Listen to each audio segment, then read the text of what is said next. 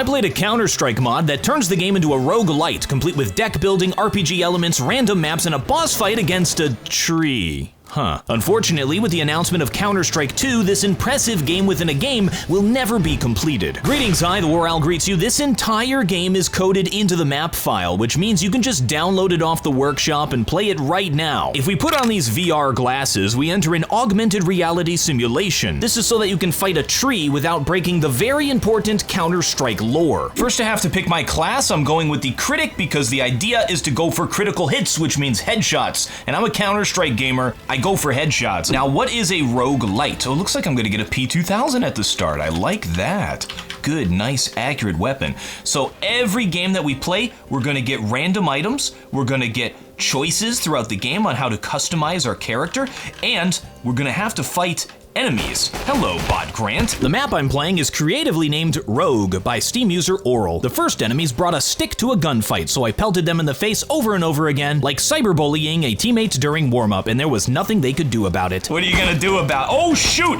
Oh, they can do something about it! What the heck? Alright, so we're off to a bad start. I started out going room to room, clearing out enemies and collecting money and experience that I'd be using throughout my run to create my build. I decided to prioritize crit damage and max health, but there were a lot of surprises in store for me for how creative you could get with crafting your build. Ooh, we have a choice of weapon, nice. Glock? Don't care. Galil, yes, please. There we go. As much as I can't stand the Galil spray control, getting the Galil early would trivialize most of the engagements going forward. The Galil was something I had to unlock from a previous run. The experience you get from playing is used after you die to unlock new weapons and ability cards that will then start showing up when you play the game. So there's an entire progression system built into this Counter-Strike map. That is absolutely insane. But Mr. TheWarOwl, I hear you say, you are a proficient and skilled Counter-Strike player. How is it that you died during your first run? Oh. Hey, Bud Colin, buddy, you okay, man? Oh, he's just shy. Hey, you wanna help me out? You wanna give me some backup, bro? Oh my gosh, he can pick it up? No! What? Why am I so stupid? After defeating all the enemies in a room, I got my reward in the most Counter-Strike way possible, opening up loot crates. Ooh, okay, so we got new stats here.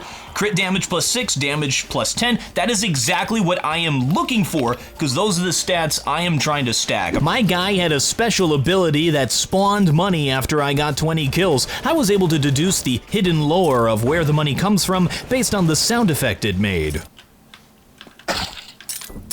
Gosh, every time with that, when I do that, the sound effect, it's not a good sound effect.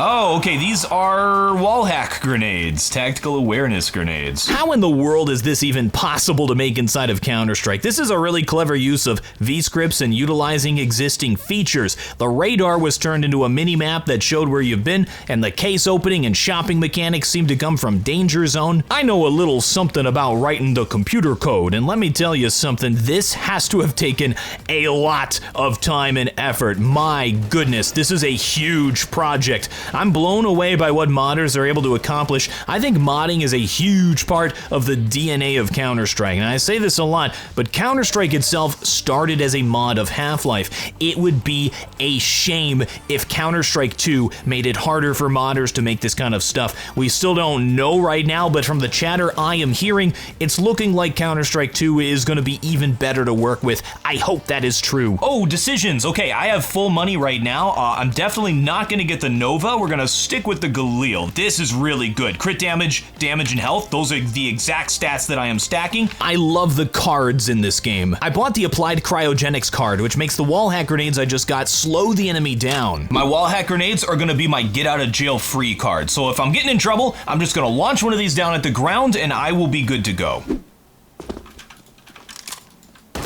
It looks suspicious. That box looks suspicious. I knew it. I knew it. What did we get for that? I don't know what technology does. I got a card called Alpinist, which lets you climb up the boxes. But why though? Then I found a wheel that you had to pay money to spin. What a perfect mechanic for Counter-Strike. Whoa! Oh my gosh! Elite mobs! The red teleporty elite mobs were surprisingly good game design. The mechanics in Counter-Strike are not suited to a room-clear roguelite with high time to kill, but these guys, they teleported every time you hit them, which meant you had to quickly flick shoot wherever they appeared. It was almost like a form of aim training. Gives guaranteed critical hits to an enemy with 30% health or lower. That's so good! In Counter-Strike, enemies around the corner, I da-da-da-da-da-da, and then I recoil control. There's a higher likelihood that my first few bullets are gonna be headshots, and then the next ones are gonna be body shots. So if I get them down 2/3 of their health in the first few shots, and then I'm missing the head, I can go for the body and still get the crits on them. And with that one card, my build was done, and everything from then onward just melted. Now here's a big criticism from me. In a roguelite, you should kinda be expected to die in the first few runs at least. No!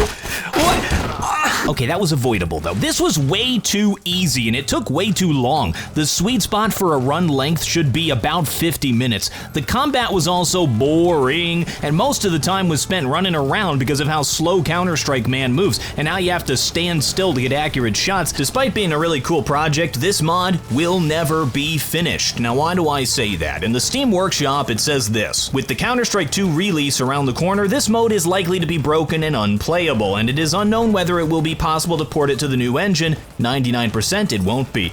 That's why I decided to give everyone a chance to try it out before the inevitable disaster. And that's probably true. Counter-Strike 2 will most likely break all of the mods that people have been working on for years, including the ones we've made for my videos. And that's fine. That's just how it goes with modding. You kinda have to expect the base game to change and ruin everything. I really hope the creator of this doesn't see all the work put into this as a loss, because it's not. Time you spend working on projects, even if those projects don't get released, is time you spent learning and honing your craft. You're getting better at what you do. As a Counter-Strike gamer, that should be an obvious lesson. You go in there, you screw up, you learn from the mistake, and you get good. That's also the entire point of a roguelite. You go in expecting to die. When you do die, you get stronger, you go in again, and you keep going over and over again till you finally complete it. See, I've tied all the themes together in the end, almost like I'm telling a story. I'm reminded of the original Half-Life game. When Valve finished the first version of that game, according to them, it was not good enough. So they deleted all the levels they worked on and started almost from the beginning,